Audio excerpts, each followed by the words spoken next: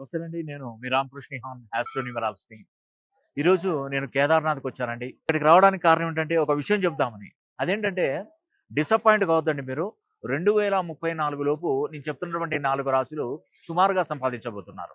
ఆర్థికంగా చాలా ఎక్కువగా నిలదొక్కుకోబోతున్నారు. వ్యాపారంలో ఉన్నతమైనటువంటి స్థానానికి వెళ్ళబోతున్నారు.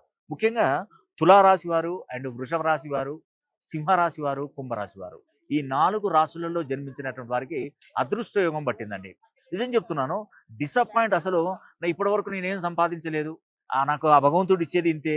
ఈ జీవితం ఇంతే. ఈ జన్మంటూ ఉంటే ఇలా. ఈ మాటలు మీ నోట్లో నుంచి రాకూడదండి. ఆ స్వామివారు సాక్షిగా చెప్తున్నాను. 4 అంటే 4 రాసులు అద్భుతమైనటువంటి యోగం కలగబోతుంది. మీ జీవితంలో ఉన్నతమైనటువంటి స్థాయికి. బండ్లు ఓడలవుతాయి, ఓడలు బండ్లవుతాయి అంటారు కదా! మీ జీవితంలో కూడా అదే జరుగుతుంది. ఒకే విషయం చెప్తున్నాను. అదేంటంటే మీ తల్లిదండ్రులు పెట్టినటువంటి పేరుని 360 డిగ్రీ కోణంలో పేరు బలాన్ని పెంచుకొని 2500 ఫ్రీక్వెన్సీ కనుక పెంచుకొని అదేవిధంగా మీరు పుట్టినటువంటి గ్రహస్థితిని గట్టిగా చూసుకొని ఇప్పుడు గోచారంలో ఉన్నటువంటి స్థితిగతులను పట్టుకొని మీరు కొన్ని చిన్న చిన్న రెమెడీస్ అండి.